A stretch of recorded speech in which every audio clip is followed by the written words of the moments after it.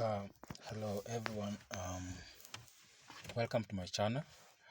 And I'm new here, so I hope we'll be interacting in this channel for a while before we decide otherwise.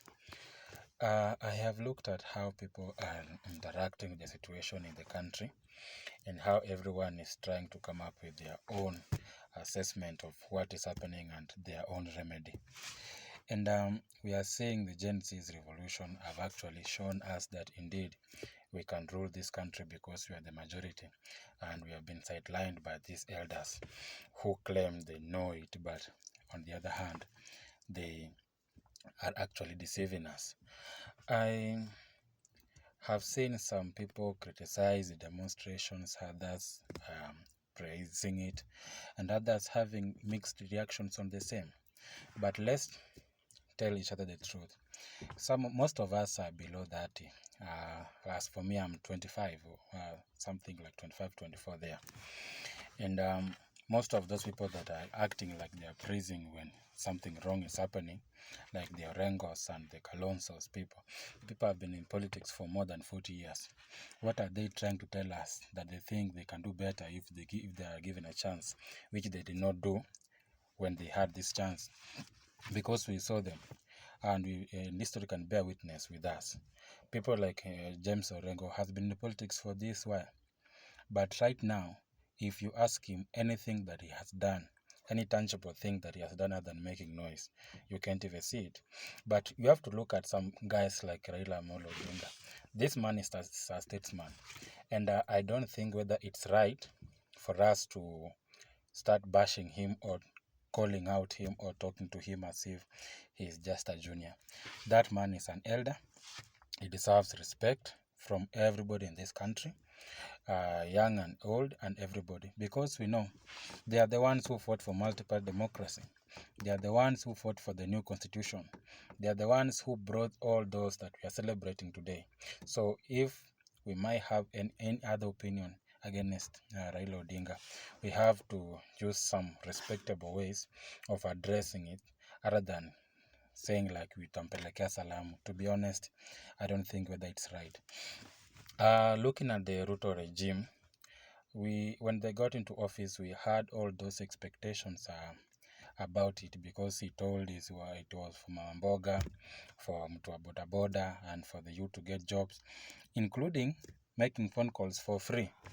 I don't know how, I actually didn't know how that was going to happen, how the level of truth in that was much limited, because it's almost impossible. You cannot make a phone call for free, not unless it's in Libya. The only man who tried it is Muammar Gaddafi. I don't know what America did to him. So, but now I have this confusion amongst me, or most of us have this confusion. The president says that he has created jobs for us. What does he say? He has come up with I don't know, ICT hub, these affordable housing projects, where now we are expected to go and work in these Mjengo sites. But Mr. President, I have this question. I was taken to school by my parents. They sold everything, including trees, cattle, and everything, even some pieces of land, to take me to school. I studied my course, let's say nursing or medicine or even actuarial science. I've used a lot of money to study the same. After that, the people have always been contributing religiously and making that they make sure all through Harambes, churches and everything, making sure that I go to school. When I graduated, they came with a bus from the village. They were so happy, they danced and they felt like they are happy. One of their own has got something to show off. But now there are no opportunities for this young man.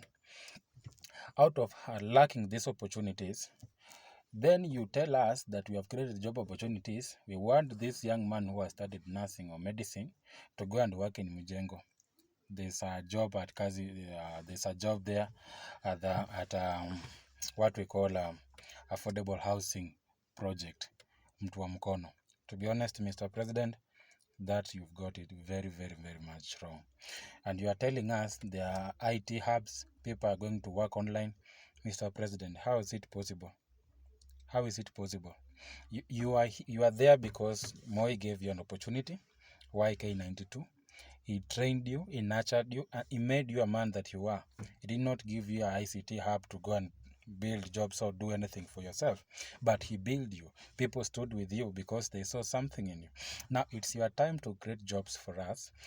You are telling us there are diaspora jobs. People are supposed to go and work in the Saudi.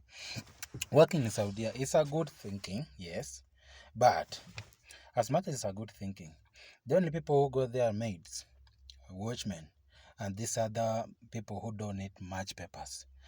And if that's what you are, you have created jobs that you think you've created those jobs. To be honest, Mr. President, I think you've got it wrong. And you said you're going to employ teachers or interns, and then in the finance bill it was there for 6,000 Kenyans who are going to be employed.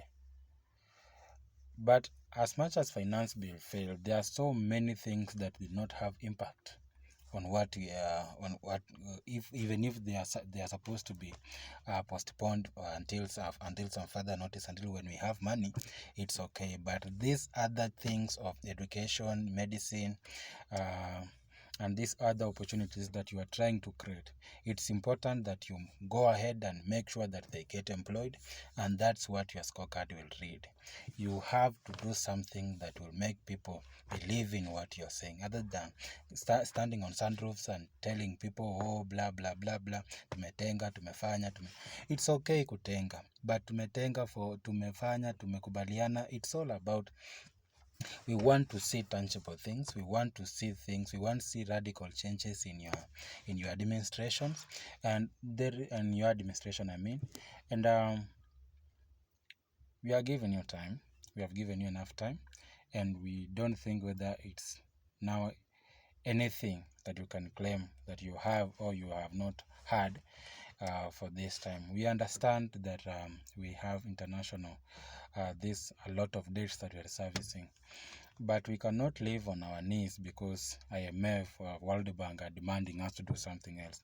You don't need to kill your own people to appease the people of the World Bank and the IMF. The worst mistake you ever did immediately you got into office is to go into bed with America. The United States of America is never a friend of any African country. Get it from me. One Samora Machel said from Mozambique, if you see the Americans praise me, just know I have betrayed you. Whenever you see the Americans are dancing with you and they are saying you are a non-NATO member, it does not have any impact to our country. Once you see these people are happy with you, just know you are messing up. The president of Tanzania, the late President Magufuli, was so firm on those people, and you saw how he was how he improved the economy of Tanzania, how he worked out things in his own way. We have seen Museveni doing his things without the Dutch blessings of the Americans. We saw how Gaddafi almost transformed Africa without the help of Americans. And when Americans are dancing with you and they are showing you that they are together with you, they are only planning to steal from you. Like they bring you a plate of beef, they give you and you're so happy, you eat like you say thank you, but looking at your cattle pen, you find like someone has gone with your cow, and they tell you, I have taken this cow because I gave you beef one plate and you ate, so you have to pay me back. What will you pay? Pay me back with this cow that has not been prepared. I'll go and prepare some soup for you, and I'll bring the soup for you so that you can drink more. And I think this is what the Americans are playing with us.